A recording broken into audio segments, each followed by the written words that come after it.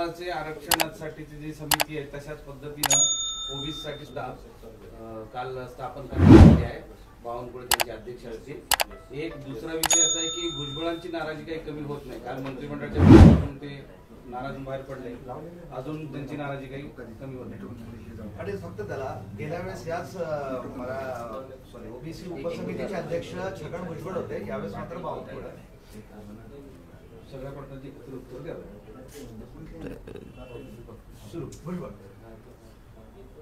आम्हाला हरकत नाही आहे.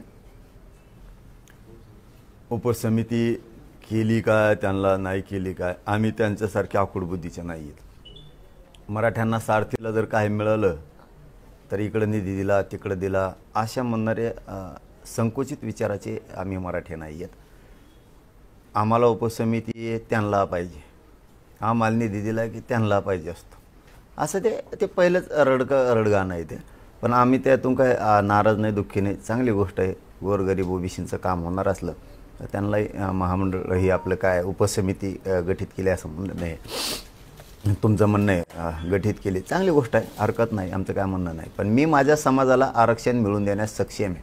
कुणी कितीही उपसमित्या काय केल्या, कोणी कितीही टोळ्या माझ्या अंगावर काय पाठवल्या, कोणी राजकारणाचे तिकडच्या राजकारणी लोकांचे शब्द ऐकून इकडं आमचा मराठवाड्याचा काढलेला GR, तो काढलेला GR कुणबीच्या बाबतचा किती कुणी अफवा आहे सोडल्या काय केलं तरी माझ्या गरिबाला आरक्षण मी देणार, देतोय, हे माझ्या गरीब मराठ्यांना पटलेलं आहे. त्यामुळे आम्ही कोणी काही टेन्शन घेत नाही आणि ओबीसीत मराठ्यांना मीच घालणार आणि मराठवाड्यातल्या मराठ्यांना आरक्षण मीच देणार. त्याच्याशिवाय मी आणि माझा समाज माग हटत नाही. त्यामुळे कोणी किती काय झालं तरी आम्हाला काही फरक पडत नाही त्याचा. आणि माझं याला जोडून म्हणणं आहे, ओबीसी समाजाला जसं तुम्ही उपसमिती गठीत केली, आणखीन एक काम करा राव, तुम्ही या राज्यातल्या सगळ्या 14-14.5 कोटी जनतेचे तुम्ही मालक आहेत. दलित मुस्लिमांसाठी सुद्धा उपसमिती करा ना.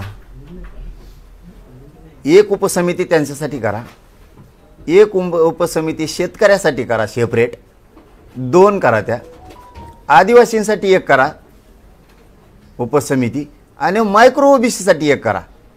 कारण ओबीसीची उपसमिती मायक्रो ओबीसीच्या काही कामाला येणार नाही. हो ना, गरिबाचं थोडं कल्याण मग करायचंच ना, करा ना. जसे तुम्ही महामंडळ केलं ते मागं, तसे त्या पण उपसमित्या करा.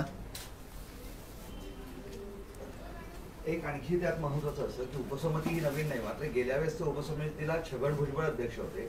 आता त्यांच्या जागी बावनकुळेला करण्यात आलं आणि कुठेतरी छगन भुजबळाचे पंख काटण्याचे प्रयत्न सुरू आहे, चर्चा त्यांच्या नाराजीमुळे. नाही, ते भुजबळ म्हणजे काय, ते कुठलं गेलं एखादा पक्ष किंवा राजकीय अस्तित्व संपवणारा, पक्षाचं अस्तित्व संपवणारा माणूस, कार्यकर्त्यांचं अस्तित्व संपवणार. त्यामुळे ते बावनकुळे साहेब चांगले वाटले असते त्यांना. आणि मला काय करायचं त्यात, कुणाला केलं तरी तो माझा विषय नाही. माझा विषय आरक्षण, मी त्याच्यात तुटून पडलेलो आहे. मी कसलाही मुलायजा करत नाही. कुणी किती आमच्या संभ्रम निर्माण केला तरी माझा समाज कोणावर विश्वास ठेवत नाही, मी पण कोणावर ठेवत नाही. कारण माझ्या समाजाला माहिती आहे, हे जे आत्ता बोंबलतेत, जे संभ्रम निर्माण करतात GR बद्दल याच्याबद्दल, हे आधी कुठं झोपले होते, हे आधी काय येत नाहीत, बैठकाला बोलवल्यावर येत नाहीत, मुंबईत बोलवल्यावर येत नाहीत, हे कुठं कशातच नसतात. हे फक्त टीव्हीवर असतात, फक्त टीव्ह्या, उठलं की टीव्ह्या, उठलं की टीव्ह्या, एवढं रोज असते ते. बाकी काही नाही. मला बोलायचे नव्हते हे अभ्यासक, खरंच बोलायचे पण नव्हते. मराठा समाजाची इच्छा नसती यांना बोलवायची, अभ्यासक तज्ज्ञ. पण ते मुंबईतले काही बांधव म्हणले नाही आपण विश्वासात घेतलं पाहिजे सगळ्या. म्हणलं घ्या भाऊ, आपलं काय पोटात काही नसतं. हे असे कुरापात्या करतात आणि संभ्रम निर्माण करतात. संभ्रम निर्माण मराठा समाजात होणार नाही, होत बी नाही. कारण मी जितकं त्यांच्या लेकरांसाठी देतोय, लढतोय, झगडतोय, इतकं कोणी झगडणार नाही. बोंबलं नाही आता बोंबलं ते तर, पण मी मराठवाड्यातला सगळा मराठा आरक्षणात घालणार आणि थोड्याच दिवसात मराठ्यांना हे दिसणार. त्यामुळे मराठ्यांनी संभ्रम निर्माण करून घेऊ नका. ही माझी सगळ्यांना विनंती आहे. आणि याला जोडून एकच हे पश्चिम महाराष्ट्रातलं असणारं सातारा गॅजेटियर याच्या सुद्धा हायगाई करता कामा नये सरकारनं. जर हे थोड्या दिवसात म्हणतो मी, महिने फिने नाही, जर हे झालं नाही तर तुम्हाला मी पुन्हा रस्त्यावर फिरणं बंद करीन. एक संजय राऊतचं एक विधान आहे की मराठवाड्यातला सगळा मराठा मी आरक्षणात घातल्याशिवाय थांबणार नाही, स्वस्थ बसणार नाही. म्हणजे मग तुम्ही परवा जे मुंबईत उपोषण केलं त्यामुळे हा सगळा मराठा समाज आरक्षणात गेलेला नाही का? गेला ना. हे संभ्रमावर बोललो मी, याने काय संभ्रम करतात. जे आर असा छेन ते आमका छेन तामका छेन हेच आधी पाच बाऱ्या पाया पडत होते तिथं. वा म्हणे देव भेटला, लय भारी काम केलं मुंबईच्या व्यासपीठावर आणि हे लयच भारी झालं. तेच आता संभ्रम म्हणून म्हणलं मी. गेलाच मराठाच गेला, मराठवाड्यातला गेला आणि पश्चिम महाराष्ट्राला गेला. हा थोडे दिवस दमदारा फक्त. पाटील एक नवीन विषय असा आहे की संजय राऊत असं म्हणाले की आता गॅजेट लागू केलं. गॅजेट काय यायचंय मराठवाड्यात लागू कोणी केलं? सरकारने. बरं ते काय मी काय माघारी जे आर ही घेऊन आलो का ड्राफ्ट लिखी जे आर काढला. आता त्याची प्रक्रिया सुरू होईल. दना अंमलबजावणी झाली की ऐ उदाहरण सांगू तुम्हाला कळण्यापेक्षा माया मराठ्याला काय असतं. जमीन आहे पण नावावर नाही, गॅजेट हे पण नावावर नाही. एक आडी ओळ सुद्धा नव्हती रेकॉर्डला गॅजेटियरची, आडी ओळ सुद्धा. पश्चिम महाराष्ट्राला गॅजेट बद्दल सुद्धा बोलतो, सातारा संस्थांच्या सुद्धा काही माहीत नव्हतं कोणाला. गॅजेटियर आम्ही ते करून आणलं हैदराबादचं, आडी ओळ नव्हती. आज मराठवाड्यात असं झालं, आता रजिस्ट्री झाली, फेर होणारच.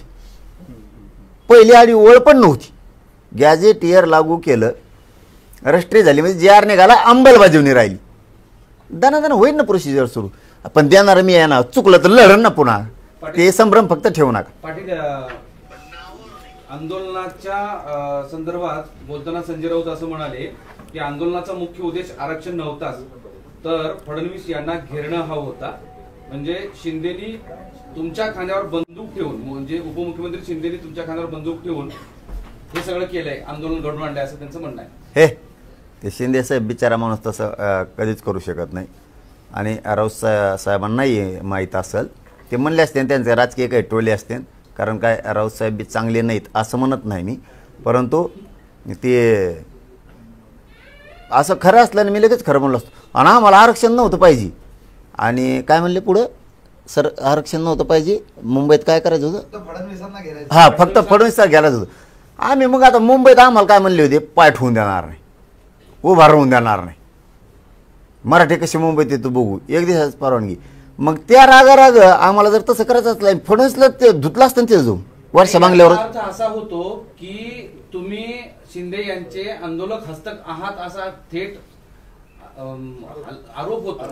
मी काय म्हणलो तुम्हाला, मी मराठ्याचाच फक्त थोडक्यात मी नोकरी, मराठ्याचंच पोरग आहे मी. ना त्या राष्ट्रवादी दोन्हीला, ना दोन्ही काँग्रेसला, ना दोन्ही शिवसेनेला, ना दोन्ही भाजपला मी कोणालाच काही मुजीत नाही कवाच. आपलं आहे ते रोखठोक. माझा समाज माझ्या पाठीशी आहे आणि मी समाजाबरोबर आहे आणि मी रिझल्ट देतो समाजाला. ह्यावेळेस शब्द दिलता, मुंबईत जाणार, गेलो. मी जर मुंबईत गेलो नसतो तर माझ्या एकट्यामुळं स्वाभिमान दुखला असता, जातीचा खाली बघावं लागलं असतं माझ्यामुळं. दुसरं हे सांगितलं होतं, यावेळेस जेरच आणणार, जेरच आणला. मी हळूहळू करतोय ते. शिंदेचं ऐकून किंवा एकनाथ शिंदे साहेबाचं ऐकून किंवा कोणाचं ऐकून करायचं असतं, तर मग आम्हाला आरक्षण नव्हतं पाहिजे आणि फडणवीसला घेरायचं होतं, तर गेल्याच वर्षावर सुरू केलं असतं जाऊन. त्याला काय आरक्षण गेलं खड्ड्यात म्हणलं असतं. मला आरक्षणच पाहिजे. मी हे 2 वर्ष झालं सिद्ध करून दिलंय. मला राजकारण नाही पाहिजे. संजय राऊत तुमच्या एका अर्थाने बदनाम करतात असा अर्थ होतो. नाही आता ते कोणत्या उद्देशाने म्हणले, मला म्हणले की त्यांना काय टोल आणला, मी बाईटच नाही बघितली. परत व्हायचं तिसरं शिंदेना आणलाय पण शेवटी तुमच्या खांद्यावर ठेवून असं ते म्हणताय. माझ्या खांद्यावर बंदूक ठेवायची टप्पर नाही कोणाची, कोणाची मी लावत असतो गोडे. मग राऊतांनी अजून गंभीर आरोप केला, ते म्हणजे जरांगी समाधानी परतले, याचा अर्थ वाटाघाटी यशस्वी झाल्या असाव्यात. मग आता जे आर निघाला ना, जे आर निघाला ना, तिथं का झोपून राहून दंगली करायच्या होत्या काय? हे बोलणारे प्राणी मग तुम्हीच लावले काय? हे 2-4 म्हणजे 10 एकर जमीन एखादीची त्यांनी ती नांगरली. नांगरताना दूषित विचाराचा तिथं माणूस होता. तो म्हणला मस्त नांगरली, तो आता नीट केली, पण बांध बी फोडू ना, म्हणजे का दंगली लावायच्या होत्या काय? जे आर माझ्या जातीला जे पाहिजे, मराठवाड्यातल्या गॅजेटियर लागू करणे त्याचा जे आर, सातारा संस्थांचा जे आर हे घेतलं ना, याच्यापेक्षा काय घेते? पण त्यांच्या वाटाघाटीचा अर्थ वेगळा होता. काय वाटाघाटीचा अर्थ वेगळा होता. सांगा मग ते काय असेल ते. काय सांगा ना मग. म्हणजे जे काही त्यांचा अर्थ वेगळा आहे, म्हणजे मग वाटाघाटी- त्यांना विचारल्यावर सांगा तुम्ही, त्यांना तुमचे त्यांचं पत्रकार. वाक्य असं आहे, नाहीतर ते असं म्हणाले असते ना की त्यांना जे मागणी होती त्यांना न्याय मिळाला असे शब्द वापरले असते, किंवा जी आर आणि मग काल नाही म्हणले का? शब्द म्हणण्यामागचा काल उद्देश नाही म्हणले का? मनोज जरांगे पाटील समाधानी आहेत, आम्ही समाधानी आहेत सगळे, आणि सगळा मराठा समाज समाधानी. काल नाही म्हणले का राऊत साहेब? पाटील, या आंदोलनाच्या यशानंतर विरोधी पक्षातल्या सगळ्या नेत्यांना चिंता वाटू लागली आहे, म्हणून आता हळूहळू असं बोलायला लागलेत का? कारण त्यांना आता राजकारणामध्ये काही विषय राहिले नाहीत, किंवा जो मराठा त्यांच्या मागे येईल असं अपेक्षित होतं आंदोलनाच्या माध्यमातून, सरकार विरोधी जाईल असं वाटत होतं, पण ते आता सरकार बरोबर नाही. हा बघ दादा, मी कोणाला वाटतं किंवा कोणाच्या म्हणणं याच्यावर आंदोलन करत नाही, म्हणून तर माझ्या समाजाने मला ओळखलं. मला आरक्षणच पाहिजे, नाही दिल्यावर मी तशी भाषा बोलतो समोरच्याला. हां, विरोधी असो किंवा सत्ताधारी असो, नाही दिल्यावर, मला मिळाल्यावर माझ्या समाजाला एकदा आरक्षण मागितलेलं दिलं, आम्ही काय म्हणत नाहीत मग पुन्हा. पण हे आंदोलनाचं क्रेडिट देवेंद्र फडणवीसांचं की मराठा समाजाचं? समाजाचं, समाज लढतोय मान. तिकडे तर म्हणतात की देवेंद्र फडणवीस दिले, देवाभाऊनी करून दाखवलं, हा, मग करून दाखवलं कधी? मराठवाडा सगळा गॅजेटियरच्या नोंदीनुसार आरक्षणात गेल्यावर मग त्या दिवशी आमचे शब्द देवेंद्र फडणवीस साहेबांबद्दल बघा किती चांगले आहेत, किती गौरवोद्गार कौतुक करणारे आहेत. आज नाही का मग घडलेलं? अरे मग आता शिकतात त्या दिवशी नाही का आभार मानले? मग आता आभार मानले ना, त्या दिवशी त्यांनी फक्त जी आर काढला. आकडेवारी संदर्भात एक प्रश्न आहे. 2023 पासून आजपर्यंत शिंदे समितीने 2,21,00,000 डॉक्युमेंट पाहिलेले आहेत. त्यात 47,000 कुणबी नोंदी मिळालेल्या आहेत, आणि त्याचबरोबर त्या नोंदींच्या आधारे 2,38,000 कुणबी सर्टिफिकेट काढलेले आहेत, आणि त्यातील फक्त 8,000 सर्टिफिकेटची व्हॅलिडिटी आजपर्यंत झालेली आहे, आणि उर्वरित 7,000 गावात जे आहे तर नोंदी देखील अजून सापडले नाही. त्यामुळं यावरती एक प्रश्नचिन्ह उपस्थित केला जातोय. नक्की फायदा याचा कुणाला होतो असा देखील एक प्रश्न होता. प्रश्न असा आहे, तोच प्रश्न होता. तुम्ही जे 58 लाख नोंदी सतत मिळाल्या सांगताय, मुळात मराठवाड्यात फक्त 47,000 नोंदी सापडल्या, बाकी पश्चिम महाराष्ट्र आणि इतर ठिकाणी मी मराठवाड्याबद्दल बोललोच नव्हतो ना, महाराष्ट्राच्याच 58 लाख म्हणतोय ना, कारण तिचं कार्यक्षेत्र महाराष्ट्र आहे. पण त्यातल्या बऱ्याच नोंदी जुन्या आहेत त्या ठिकाणी. नाही, एक पण नाही. सरसकट नोंदी घेतल्या. नाही, एक पण नाही. ते आम्ही विचारलं त्यांना, फक्त एक 8,000 पण नाही. सर्टिफिकेटची व्हॅलिडिटी झालेली आहे. 2,38,000 कुणबी सर्टिफिकेट. मग आता आम्ही रोज काय सांगतो शिरसाट साहेबाला, काल बी त्या उपसमितीचा अध्यक्ष विखे पाटील साहेबाला आम्ही कालच सांगितलं की बाबा रे, ते रोखल्यात आमच्या मुद्दाम, पैसे दिले की लगेच व्हॅलिडिटी देतात. म्हणून तर त्या दिवशी शिरसाट साहेबांनी सांगितलं की मी इथून पुढे अधिकाऱ्याला नीट सांगत होता, नाही तर यांना निलंबितच करतो म्हणे, व्हॅलिडिटी जर देणार नसली तर. ते अशी ती प्रक्रिया.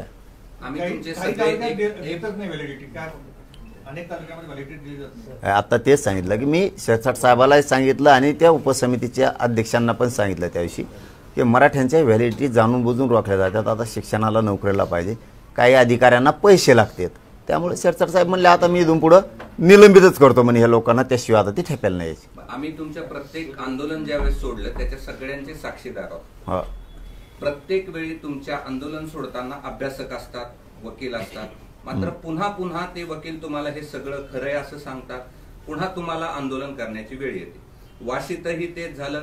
आताही तुम्ही 11-12 वाजता अभ्यासक बोलवलेले आहेत. कोण आहेत हे अभ्यासक? हे येतात कुठून आणि तुम्हाला नेहमी का फसवलं जातं? नाही उपोषण झाले आता. थांबा रे, एक मध्ये हे चांगलं आहे, ते जाऊन द्या.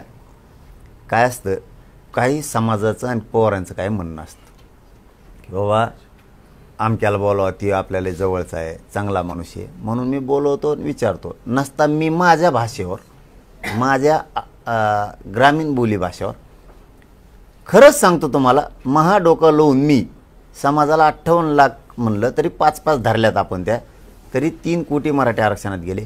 माझ्या स्टाईलनं हैदराबाद गॅझेटियर हे 100 वर्षाचं आहे, तरीही द्यायला सरकारला भाग पाडलं. सातारा संस्थांचं गॅझेटियर कोणाला माहीतच नव्हतं जवळपास, तरी आपण ते उजेडात आणलं. आता याचं कारण असं आहे की मी काम करताना माझ्या पद्धतीने केलं ते मिळतंय, आणि उग हे असे काय म्हणते त्याला टेकूची घेतलं ना आधार कोणाचा असा पचका होतो मग, आणि त्यांना उलचिक मान नाही दिला का, नाही नाही नाही हे चुकीचंच आहे ते चुकीचं. एक ओळ हुकली होती खाली काहीतरी त्याच्यात, म्हणलं वाचा, ते म्हणले मग म्हणलं ही ओळ, मग त्या ओळीचं विखे पाटील साहेबांनी मी आणि वकिलांनी समजून सांगितलं असं, हा म्हणले मग या ओळीचा अर्थ ह्यो म्हणल्यावर मग बेस्ट म्हणे, पाय पडायला लागले. तेच काय त्यात काही मला आता थोडी माहिती यायला लागली, त्यात काही बरेच जण खासदारकीला रुसलेले, काहीचे तिकिटाला रुसलेले, त्यात काही आमदारकीला रुसलेले, आणि त्यात काही ओरिजिनल पक्षाचे जुने ओरिजिनल ती एखाद्या प्रत्येकाला वाटत असतं. पण जाऊ दे, तो विषय मी माझ्यासाठी सोडून दिलेला आहे. माझ्या पोटात काय असतं मी त्यांना बोलवलं नसतं. मी मराठवाड्यातल्या मराठ्यांना 100% पूर्ण आरक्षण मिळवून देणार आहे. थोडे दिवस हे संभ्रम करतात, यांच्याकडे मराठ्यांनी लक्ष देऊ नये, थोडे दिवस शांत राहा. पश्चिम महाराष्ट्रातलं सातारा गॅझेटियर सुद्धा लागू करून देणार. राहायला उर्वरित महाराष्ट्र म्हणजे विदर्भ, खानदेश आणि कोकणच्या बांधवांना माझी विनंती आहे, आरक्षण घ्या. कोणाचं ऐकून लेकरा बाळाचं वाटोळं करू नका, आरक्षण घ्या. असं काही 40-50 वर्ष गेल्याच्या नंतर वाटतं घेतलं असतं तर बरं झालं असतं, तुम्ही पण घ्या. या उर्वरित महाराष्ट्रासाठी आपण शिंदे समिती सुरू ठेवली, म्हणजे शिंदे समिती सुद्धा नोंदी शोधणार. साधा प्रश्न आहे, खूप साधा आहे की 8 आंदोलन झाले, 8चे 8 उपोषण आंदोलन सोडताना तुमच्या आजूबाजूला अभ्यासक आणि वकील होते, तरी तुम्हाला आंदोलन का करावं लागतंय? का तुम्हाला परत पुन्हा अभ्यासकाशी बोलावं लागतंय? नाही, इथून पुढे मी तुमच्या प्रश्नाचा बी त्यो बी विचारच करणार. आता इथून पुढे हे आपल्यात नकोच. पण आता तुम्ही जे म्हणताय का नाही, मी तोटा झाला माझा होईल, माझ्या गरीब समाजाचा होईल, आम्ही आमचं दोघं लढून मिळू समाज. पण मला वाटतं नकोच. आता आजचे दिवस जाऊ द्या, पण खरंच नको वाटतं, कारण ते काय म्हणतात त्याला ना, ईट यायला लागला. नाही नाही हसवायला नाही, मी तरी कोणचं ऐकवतो मग तसं पाहिलं तर, असं बी नाही एवढं त्यांच्यावर बी नाही ढकलू शकत मी. पण त्याचा एक जुना अनुभव आहे. आपल्यातले मोठे लोक आहेत, आपल्यातले काही 4 उन्हाळे खाल्लेले आहेत, पळालेले आहेत, मात्र आपण करतोय ना, समाजाचा आपला विश्वास आहे ना, तर त्यांनाही बिचारायला विश्वासात घेतलं पाहिजे, या भूमिकेत जातो बघा मी. आणि पुढं चालून मला काय माहीत तेच वरटंगडी करतात म्हणून मी खरंच शपथ भोळा माणूस असल्यासारखा आहे वाटतं. नाही, समाजाचे येतं घ्या हे घ्या, पण ते त्याचं ना ते टांगायला जातात, पण समाज ते काय मला उघडं पाडायला जातात, समाज उघडं पडून देत नाही. समाजाला वाटतं मग तुम्ही गमने दिलं राहता भाऊत, तुम्ही किती दिवस झाला लढता, तुम्ही का नाही दिलं? मग समाज डायरेक्ट विचारतो तुम्ही गमने दिलं, आणि तुम्हाला पाहिजे ना, समाज म्हणतो बसा ना मग तुम्ही उपोषणला, तिकडे आंदोलन करा ना. ना इथं बसल्या टीव्हीवर बोलायचं नुसतं. बरं, आता तुम्ही जे म्हणतायत की मराठवाड्यातल्या सगळ्या मराठा समाजाला मी आरक्षण मिळवून देणार, तर ते कशाच्या आधारे देणार आहात? तुम्ही ज्या गॅजेटचा उल्लेख करताय त्या गॅजेटमध्ये नोंदी नाही तर फक्त आकडे. अरे मग मराठा तोच कुणबी आहे ना दादा, जो मराठा आहे आजचा मराठवाड्यातला तोच कुणबी आहे, तोच कुणबी आहे. मग तुम्ही मागणी केली ना मराठा हाच कुणबी आहे, हा GR काढावा, तर तो GRच नाही निघाला. अहो त्या नोंदीच्या आधारे हे बघा, कुणबी हैदराबाद गॅझेटियरच्या नोंदी विचारात घेऊन मराठा समाजाच्या व्यक्तींना कुणबी प्रमाणपत्र देण्याबाबत इथला असणारा मराठा आणि कुणबी एकच आहे.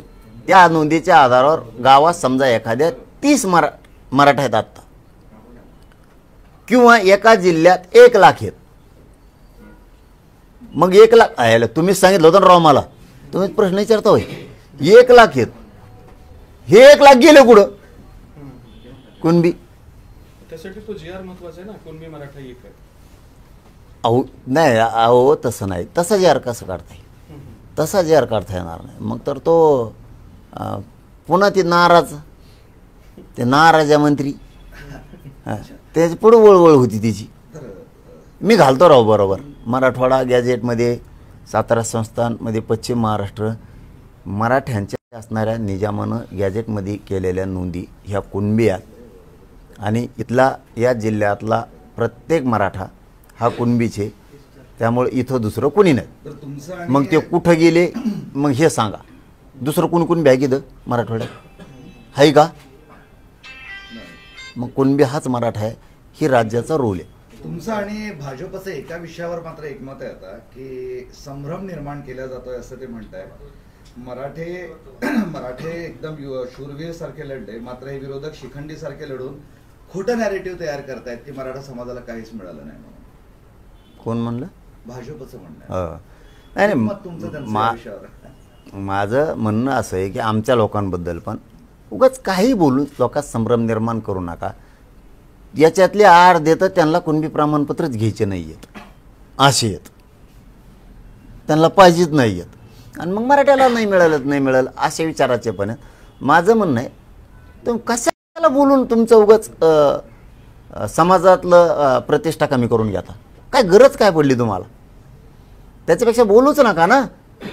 आणि काही चुकलं प्रत्येक वेळेस दुरुस्त मीच केलं ना, तुम्ही नाही केलं. प्रत्येक वेळेस उपोषणाला मी बसलो. शिंदे समिती बरखास्त केली, उपोषणाला बसून सुरू केली. नोंदी रोखल्या, पुन्हा सुरू करायला लावल्या. व्हॅलिडिटी मी द्यायला लावल्या लोकांना. पोराला MPSCची अडचण आली 536 पोरांना. ते प्रयत्न करून ती जागा त्यांना जागेवर मिळू दिल्या. मुलीच्या मोफत शिक्षणाचा मध्ये फीजचा विषय आला, त्यावेळेस सुद्धा मी ती अडचण सोडली. मध्ये सारथीला काही निधी कमी पडत होता, तो पण टाकायला लावला. तिथं आता ते पहिले MD रिटायर झाले होते, पुन्हा दुसरे द्यायला लावले. कुठं नाही तर मग मीच करतो ना. तुमची कम दुःख होती उगच. आता काही चुकलंच तर मी विखे पाटील साहेबाकडून शब्द घेतलेला आहे. याच्यात जर एखादा शब्द चुकला आणि जर लोकांना वाटलं तर तुम्हाला सुधारित JR काढावं लागेल ना. तर त्यांनी सांगितलं हो बाबा सुधारित JR काढू. आणखीन काय पाहिजे तुम्हाला? चुकलं तर काढायला लावतो ना. अभ्यासक असं म्हणतात की कोर्टाने जेव्हा आदेश काढला होता त्या आदेशानंतर मनोज जरांगे पाटलांकडे कुठलाही पर्याय राहिला नव्हता, त्यामुळे त्यांना शासन आदेश घेऊन यावं लागलं ही त्यांची मजबुरी होती. त्या अभ्यास मला माहिती आहे कोणचा आहे, त्याच्याकडेच होते काल तुम्ही. एकनाथ शिंदेचे मिलिंद देवरा आहे यांनी देवेंद्र फडणवीस यांना एक पत्र लिहिलं आहे. आणि हे सगळे जे आंदोलन झालंय, हे जे मुंबईत आंदोलन झालंय, त्यामुळे मुंबईत ठप्प पडली होती. त्यामुळे अशा आंदोलनाची एक नियमावली घालून द्यावं जेणेकरून. काय म्हणले? मिलिंद देवरा सेनेचे नेते आहेत, त्यांनी फडणवीस यांना एक पत्र लिहिलंय आणि त्यात असं त्यांनी म्हटलंय की ह्या सगळ्या आंदोलनामुळे मुंबईत ठप्प पडली होती. त्यामुळे अशी काही आंदोलन होत असेल तर एक नियमावली घालून द्यावा, कारण भारतातील प्रत्येक लोकाला निषेध करण्याचा अधिकार आहे. त्याला म्हणा चुप आहे. इतके शांततेत येणारी पहिली जातच. हो, कुणाची काडी उचलले नाही, कुणाचे भजे उचलले नाही, कुणाचं काय केलं नाही. उलट सगळ्याला पाणी पाजित होती, भाकरी खाऊ घालत होती आमच्या. अशी वापस येणारी शांततेत जात नाही. ही जात लई खारी आहे, लई विषारी आहे तराला लागल्यावर. पण अशी होणे नाही, पुन्हा असली जात होणे नाही. एका हाक्यावर कोटीत येते, एका हाक्यावर जशाल तसं माघार येतात. तोटा जरी झाला तरी येतात आणि फायदा झाला तरी पण येतात, कारण त्यांना एक कळून चुकलंय. मनोज जरांगे पाटील जवळ मॅनेज होत नाही, प्रामाणिक आहेत, तवर आपल्या लेकरा बाळाला धक्का नाही. मग 1 महिना लेट होऊ द्या. पाटील भुजबळ GRचा विरोध करतायत, याचा दाखला देत तुम्ही मराठा समाजातले जे टीकाकार सध्या तुमच्यावर टीका करतायत किंवा हा GRच नाही, ती केवळ कागद आहे किंवा इतर काही विषय आहेत, सरकारनं फसवणूक केली आहे, तर ती तुम्ही त्यांच्यावर टीका का करताय असा एक प्रश्न उपस्थित होत आहे. मी कुठे टीका केली? म्हणजे याचा अर्थ असा आहे की तुमचा मराठ्यांवर विश्वास नाही का? जे टीकाकार मराठा आहेत ना, असल्या मराठ्यावर विश्वास असतो काय? टीका करणाऱ्या जातीवर यांच्यावर कसं विश्वास ठेवायचा? नाही, भुजबळ हे टीका करतायत म्हणून या GRचं तुम्ही म्हणजे ही GR किती पक्का आहे असं सांगताय, दाखला देताय. भुजबळ विरोध करताय GRचा म्हणून, तर दुसरीकडे तुम्ही मराठा अविश्वास दाखवण्यासारखं होते. आणि मग अविश्वास ते दाखवी देत का? अविश्वास त्या लायकीच आहेत काही? आले का एखादबार तिकडे अंतरवालीत आले तरी आम्ही बोलत नाहीत. तुमचे अंडे पिंटले माहिती आहेत आम्हाला, तरी बोलतो का आम्ही? असं नसतं. गरीबाच्या लेकराचं कल्याण होत असताना असं नसतं, इतकं वेठीच धरायचं नसतं. आणि मी कडे काय बोललोय समजून सांगतोय, तुम्ही बोलू नका. बोलले तर येऊन सांगा ना, मी सुधारित JR द्यायला होतो म्हणतो ना, म्हणलो का नाही काल तुमच्यावर चाल सांगा, तरी दिवसभर भुनभुन करायची काय गरज आहे? काय गरज आहे? तुम्ही येऊन सांगा. तुम्हाला यायचं नाही ना, कोणाजवळ तरी सांगा. पण त्यांचा दावा असा आहे की JR खरा हे सांगण्यासाठी जाऊ दे त्यांचं नका प्लीज, दुसरं घ्या. भुजबळांचा आधार का घ्यावा लागतो? आणि का घेतला? एक भुजबळचा आधार कधी घातला? हा? भुजबळाचा आधार कधी घातला? भुजबळ म्हणतो विरोध करतोय ह्या JRचा, ह्याचा अर्थ हा JR खरा आहे असं तुम्ही काल बोलले. अरे बाबा मग काल होतं ते, असंच म्हणलोय. कालच झालं. पण दुसरीकडे बरं ते भुजबळ आता फारसा तीव्र थांबा नाही यार, ह्याला कंटिन्यू करा ना. होईल. भुजबळ आता फारसा तीव्र असं काहीतरी संताप व्यक्त करणं किंवा आक्रमक होणं हे जर कमी झाले, ते फक्त नाराजी दाखवत आहेत या सगळ्या कालपासूनच्या प्रक्रियेमध्ये. तुम्हाला खरं एक कारण सांगू का माझ भाऊ? हा. मराठवाड्यातले मराठी गेले आरक्षण, यांना आता काही कर नाही. फडणवीस साहेबांकडून जर विश्वासघात आता मराठ्याचा झाला, सातारा संस्थान बी जर लागू नाही झालं, त्या दोन विभागातला त्यांचा विषयच पुढचा संपला. म्हणून तेच विश्वासघात होऊ देणार नाहीत आता. कारण त्यांचं एक स्टेटमेंट मी ऐकलं रात्री, आम्ही पूर्ण अभ्यास करून सगळ्या कसोटीवर टिकन आणि मराठवाड्यातल्या गॅजेटियरच्या बद्दलचं सगळ्या नोंदीसह ते लागू होईल. म्हणून आम्हाला काय वाटतं, ह्या वेळेस विखे पाटील साहेब असतील आणि फडणवीस साहेब असतील, हे आता ते डाव खाली जाऊन देणार नाही. पण भुजबळ हे यापूर्वी तुमच्यावर आक्रमकपणे बोलायचे, तीव्र विरोध करायचे या सगळ्या प्रक्रियेचा. यावेळेस ती तीव्र विरोध करताना, आक्रमकपणे तुमच्यावर बोलताना दिसत नाही, तर ते नाराज होताना दिसत आहेत. त्याची जी रिलीज मी काय बोला ते बोललं की त्याला वाटत ती केव्हापासून हुशार झाला, 58 लाख नोंदीचा अहवाल गेल्यावर, आधी नाही. आणि आता त्याला ह्यावरून वाटतच नव्हतं. तेवढं म्हणलं शॉकिंग आहे, तुम्ही ऐकलंच नाही. ते कुठे गेले प्रश्न विचारणारे, ते म्हणलं हे शॉकिंग आहे, असं केलं त्यांनी, नाकाला येतो त्याच्यात मग खाली आणतो. ते म्हणे हे शॉकिंग आहे, कारण त्याला मेळ तेव्हा वाटलं होतं मला विचारावं, हे करा. तुला विचारलं का, तू मालक आहे का महाराष्ट्राचा, भारतात तुला काय विचारायचं? याला काही विचारावं लागतो. शॉकिंग आहे म्हणे, मराठ्याचा JR निघाला हे त्यातलं स्वप्न तर वाटलं नव्हतं, असं त्याचं म्हणणं असत. पण आम्ही काढणार ना, कारण सरकार तो एकटेच नाही ना, या जनतेचं सुद्धा आहे ना. म्हणजे आता भुजबळांची सर्दी संपली असं म्हणायचंय, तुम्ही जिंकलेत म्हणून आता भुजबळ नाही. मी तसले शब्द नाही वापरे, जिंकलो किंवा कोण हरलं. माया वाटा गेलं की मी कडी लावतो आणि मी माझ्या समाजाला मिळून देतोय. कोणाला काय अडवायचं येऊन दे, उभं येऊन दे, कसं यायचं तसं येऊन दे, मी खंबीर आहे. जरी एखाद्या अर्धी चूक झाली, समाजाची होत असती, माझी होत असती, अभ्यासकाची होत असती, नेत्याची होत असती, 4 पावलं मागं पुढं सरकून, अरे मराठा 1-2 वर्षात पुरा आरक्षणात घालीत आणलाय. 2 वर्षात 45 वर्षात झालं नाही. नुसते मोर्चे, नुसते रास्ता रोकोन आंदोलन होते, एक टप्प्यात जीव जाळून जाळून जाळून. आज तुम्हाला माहिती आहे सगळ्या पत्रकारांना, ते बी मग कृष्णभाऊ म्हणले, माझं आत्तासुद्धा माझ्या पोटात आग होती.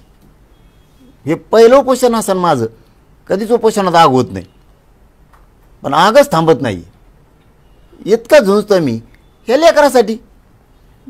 मुंबई हायकोर्टाने असं म्हटलेलं आहे की मुंबईमध्ये जे आंदोलन झालं त्याची नुकसान भरपाई कोण देणार? काय नुकसान झालं बाबा? आणि त्यांच्या कोर्टासमोर काही नुकसानीचे फोटो दाखवण्यात आले आणि त्यावर कोर्टानं देखील म्हटलंय की हे सगळं पाहून नुकसान झाल्याचं स्पष्ट दिसतंय आणि तुम्हाला 4 दिवसामध्ये या सगळ्या 4 आठवड्यामध्ये यावर उत्तर देण्यासाठीचं कोर्टाने सांगितलंय. आता काय नुकसान झालं? आमचंच फेस पावडा होती तर खायला नव्हतं, पाणी नव्हतं, आमचंच नुकसान झालं. उलट मान्य न्यायदेवतांनी सांगायला पाहिजे सरकारला, त्यांचं नुकसान झालं 5-7 दिवस. आमचे 2-4 माणसं गेले, आमचे वारले, बलिदान गेले, त्याविषयी न्यायदेवतेनं बोलायला पाहिजे. पण तो काय विषय असं मला नाही माहीत. आमचे वकील बांधव जातील, न्यायदेवतेसमोर उभा राहतील. धन्यवाद. एक दुसरा मुद्दा असा आहे, अभ्यासकांचं नाव तुम्ही घेऊ देना गेले म्हणून नाव न घेता प्रश्न विचारतो. भाजपची राज्यभर जल्लोष साजरा करते, तर ती मराठा समाजाला आरक्षण भेटलं म्हणून नाही, तर आम्ही कसं हे आंदोलन मोडून काढलं ह्याचा ते जल्लोष साजरा. आंदोलन कोणाच्याच बापाला मोडत नसतं. भाजपासून आहे तर भाजपीने असो, आंदोलन मोडत नसतं. गरीब मराठ्याचं मोडायची ताकद नाही आणि त्यांना ह्यावरून कळून चुकलं भाऊ आता त्यांना वाटलं होतं ईद असं कमवून निवडणुका झाल्या असं काय तसं काय. जेव्हा मराठी मुंबईत घुसले ना मराठा मला कवच सोडू शकत नाही ह्या शब्दावर ठाम राहा. आणि मी मराठ्याला कवच सोडू शकत नाही. बघ वाटलं असतं ना, तुम्ही आता लयच खोचूक प्रश्न विचारला म्हणून वाटलं असतंच ना तर मागच माझे लेकरं बाळ मोठे केले असते. मी नाही केले, समाजाचे लेकरं बाळ मोठे केले. वाटलं असतं तर काही पण करू शकलो असतो, पण नाही. त्यामुळे 4 दिवस लेट होईल, 8 दिवस 15 दिवस लेट होईल. 70 वर्ष आम्हाला काही नव्हतं, पण हटलो नाही. जवळ मी प्रामाणिक आहे ना तोवर मग समाज कुठं जात नाही. मी जोवर मॅनेज होत नाही तेव्हा समाज कुठं जात नाही. आणि आम्हाला दोघाला कुणीच नाही फोडू शकत. तुम्हाला बघायची की माझ्या मग उद्या हाक मारले तरी मराठी परत करोडत निघले पाहिजे. कारण आम्ही इमानदारीनं करतो दोघं बी, समाज पण आणि मी पण. कोणासाठी करतो? आम्ही आमच्यासाठी करतो. कोणत्या पक्षासाठी नेत्यासाठी नाही करत. आम्ही आमच्यासाठी आम्ही करतो. आमचेच पैसे, आमचेच लेकरबाळ, आमचा समाज, लढणारे आम्हीच इमानदार. कारण सगळं आमचं इमानदारीत चालू आहे. त्याच्यामुळे आम्ही बाकीच्यांचा विचार नाही करत. त्यामुळे आता ते स्वप्न ते नाही बघू शकत. संपले नामक्यान तमक्यान तसं जर झालं ना, आता जर डोकं लावलं ना त्यांनी, जर का ह्या 15 दिवसात महिन्यात हैदराबादचं मराठवाड्याचं पुरं गॅझेटियर आणि 7 संस्थान नाही लागलं ना, धुराळाच पुढच्या निवडणुकीत यांचं. म्हणजे थोडक्यात अजून आंदोलन संपले का वास संपणार नाही. थोडक्यात म्हणजे काय, थोडक्यात फाडक्यात नाही. पुरा महाराष्ट्र मी बरोबर थांबून थांबून थांबून ओबीसी आरक्षणात घालणार. बघा घालतो का नाही. आंदोलन थांबलेलं नाहीये. आंदोलन म्हणजे अजून आरक्षण मिळालं नाही, हे सुरूच राहणार. अरे मिळालं तरी सुरू राहणार आहे. कोकण राहिला, महाराष्ट्रासाठी भांडतोय ना मी. फक्त मी माझ्या डोक्याचं एक एक घास खाल्ल्यावर जरा पचत. लय मोठा खोंगा खाऊ घातल्यावर समाजाला पचत नसतं पोटात. आपण खायचं कसं काय करायचं. प्रश्न आहेत ना, तुम्ही ओबीसीचे नेते म्हणून तुमची घोषणा देताय. आता ओबीसी का नेता कैसा हो, मनोज दादा जैसा हो, अशा घोषणा देऊ लागलेत लोक. नाही हो, काही ना काढू. चला धन्यवाद. ओबीसीची प्रश्न मांडण्यासाठी गरीब माणूस आहे आपण, गरीब माणूस आहे. आणि मी आंदोलक आहे, मराठा आंदोलक आहे. नेता सुद्धा लावित नाही पुढे. धन्यवाद सगळ्या पत्रकार बांधव. गरजा हिंदुस्तान चॅनलला सबस्क्राईब करा आणि ताज्या घडामोडी जाणून घेण्यासाठी बेल आयकॉनवर प्रेस करा.